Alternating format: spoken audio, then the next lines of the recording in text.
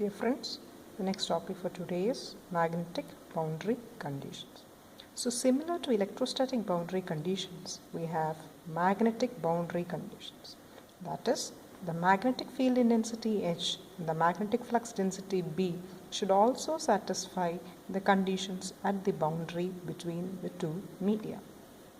We know the two equations. Surface integral B dot ds is equal to 0 and the line integral of H dot dl is equal to I enclosed as per Ampere's circuit law.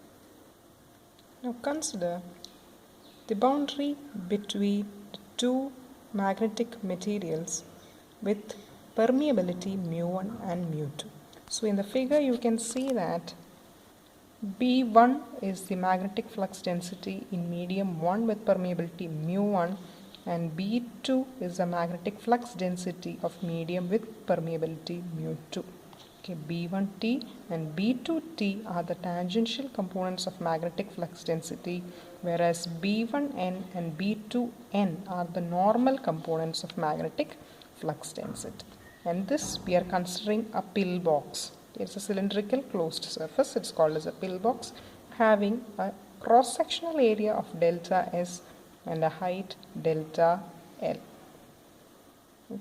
So in this figure, you are applying the equation, first equation, that is surface integral B dot ds is equal to 0. So we know that the magnetic flux density is normal to the surface.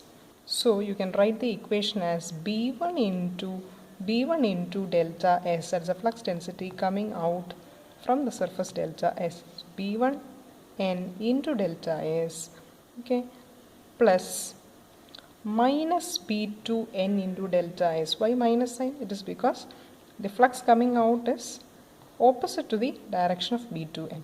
So minus B2N into delta S is equal to 0. So cancelling the delta S from both sides, you get B1N is equal to B2N. That is equation number 3. This equation 3 states that the normal component of magnetic flux density B is continuous at the boundary. Okay. Also we have another equation, B is equal to mu H. From that you can write mu1 into H1N is equal to mu2 into H2N. This you can mark as equation 4. So this equation 4 states that H1N is equal to mu2 by mu1 into H2N, which means that the magnetic field intensity is discontinuous at the boundary. The normal component of magnetic field intensity is discontinuous at the boundary. Now next what we are going to do is we are going to consider this figure. Consider this figure.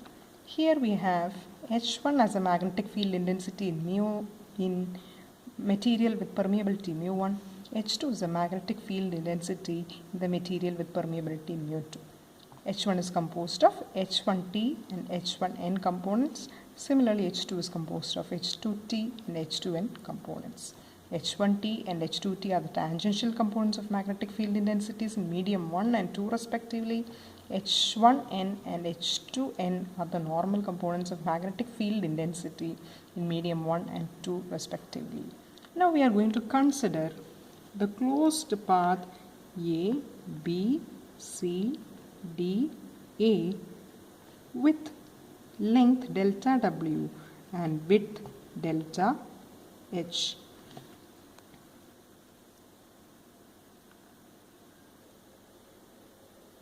Now let us apply the equation line integral H dot dl is equal to I enclosed to the closed path A, B, C, D, A.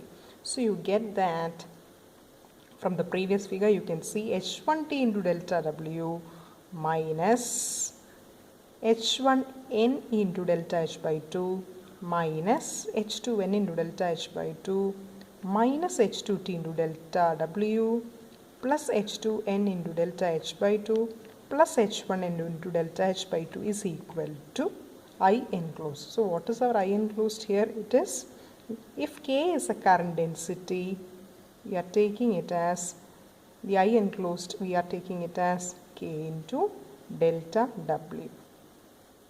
Okay. So simplifying, cancelling the like terms with equal and opposite polarity, you get H1T into delta W minus H2T into delta W is equal to K into delta W.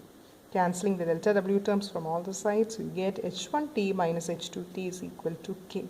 This equation states that the tangential component of magnetic field intensity is discontinuous at the boundary. Similarly, you can apply H as B by mu. So B1T by mu1 minus B2T by mu2 is equal to K. This also states that the tangential component of magnetic flux density is again discontinuous at the boundary. Now, if suppose the boundary is free of charge, you can substitute K is equal to 0. Then equation 5 and 6 are modified as H1T is equal to H2T and B1T by mu1 is equal to B2T by mu2. That is, when the current density at the boundary is 0, the tangential component of magnetic field intensity becomes continuous at the boundary, whereas that of the magnetic flux density remains to be discontinuous. Next, we are considering the refraction at the boundary. It is similar to that we have done in the electrostatic case. So, if refraction means bending of the magnetic field as well as the magnetic flux.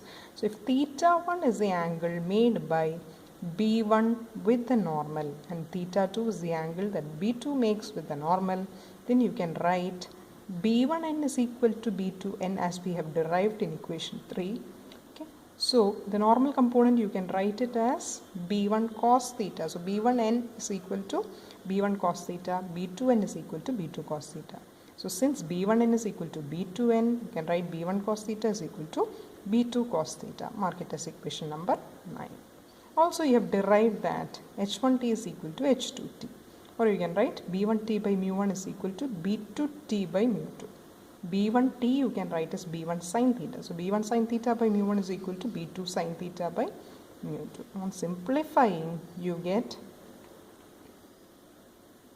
B1 sin theta by mu1 is equal to B2 sin theta by mu2. Mark it as equation number 10. Dividing 10 by 9 and simplifying, you get this final equation, which is tan theta 1 by tan theta 2 is equal to mu1 by mu2.